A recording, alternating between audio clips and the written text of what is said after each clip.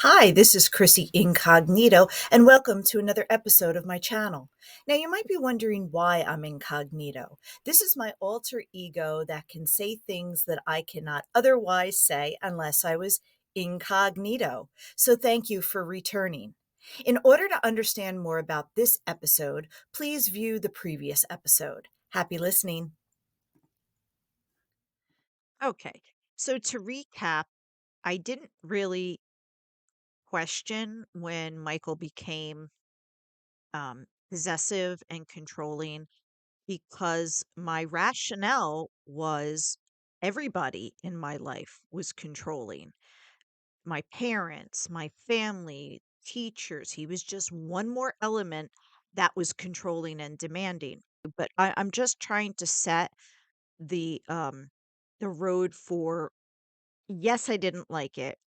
Yes, I knew there was something wrong, but at the same time, it seemed to be the course of life, right? You're a kid, everybody's telling you what to do. Everything's not good enough. You need to do better. You need to do this. And it's not really about my parents because that's a whole nother thing. They were very supportive and very,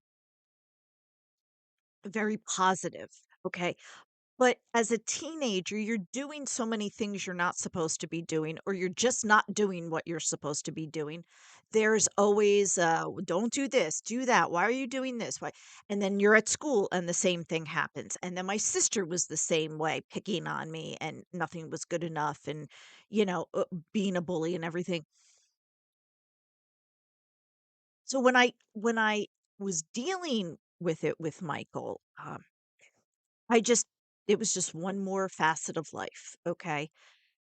So that happens, and obviously, I will not give in again to him because I was like, if you think I'm going to be dealing with that crap again, you've got to be insane. So, like a typical stupid guy, he was like, well, nothing happened. I was like, nothing happened. I'm like now, I mean, not knowing it, but I'm now terrorized for the rest of my life. And you're just blowing it off like, "Oh, well, nothing happened. You didn't get pregnant." And I was like, "Yeah, I gotta get rid of you. I've got to get rid of you."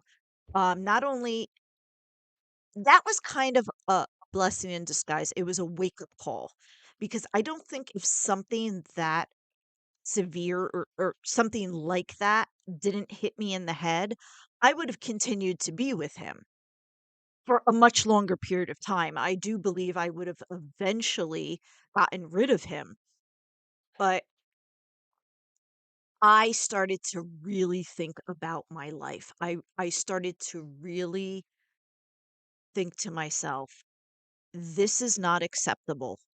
And he is such a jerk that you're putting your future in danger for a guy that you now are starting to resent.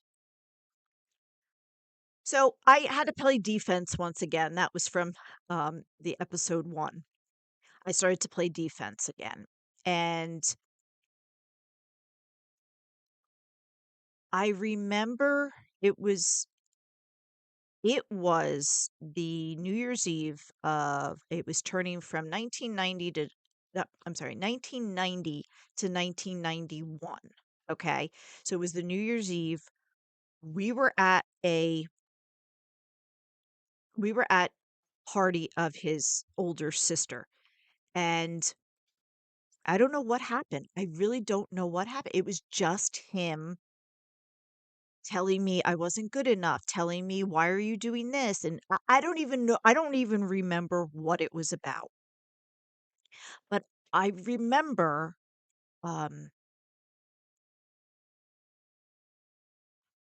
I don't even know, like, I look at this particular thing that I'm about to say as an adult, and I'm like, "Are you insane?" Okay? So at that point, I was getting sick of his stuff. I'm trapped there until my parents pick me up. And I go to where all the liquor is.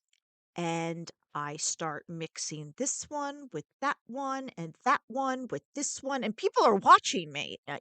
They know I'm in high school.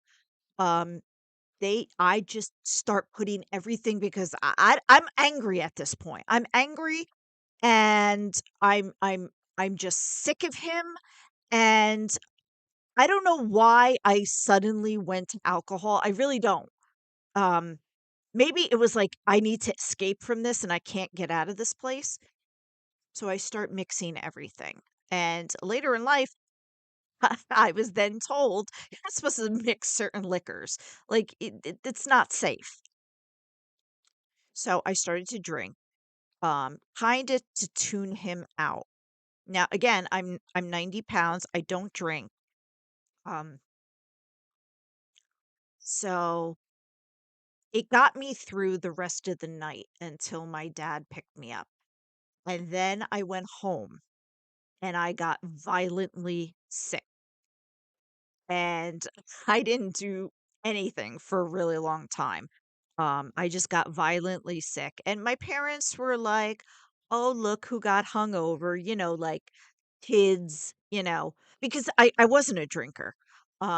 Kids, "Oh, well, she'll learn from now on," kind of a joke. And at the time, I didn't have a problem or anything.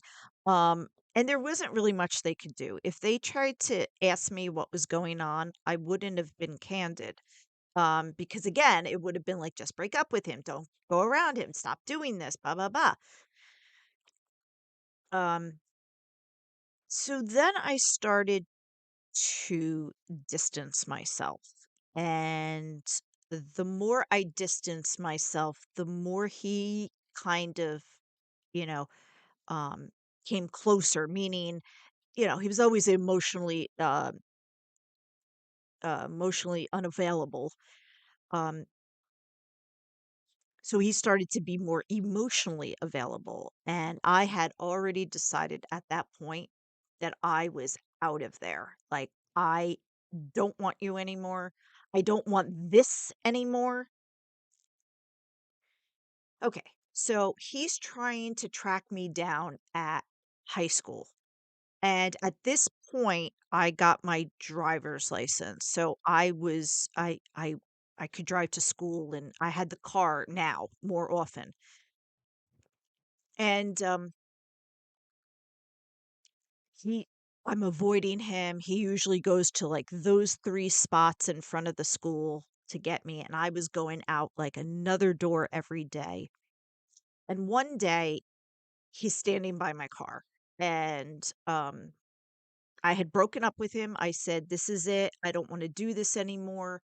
Um, you know, uh, I don't know how I said it. I probably wasn't as clear as like an adult would be, but I basically was like, "This is it," and he just could not take no, or he didn't know how to take no. So there he is, standing up against my car, and he's like, "So you haven't been around, right?" Because he was looking for me in other areas. He's like, "So you haven't been around?" And I'm like, "Yeah." I was like, "Basically, what do you want?" He goes, "Well, if you're gonna break up with me, let's go to our spot around the corner." Now, because he was a dropout, he would come at lunchtime and we would just go like around the corner to like a big oak tree that we would sit under and have lunch. So he's like, you know, let's and now this was winter time. So there wasn't really any walking there, but it was very like just around the corner. It was like the school and the next block.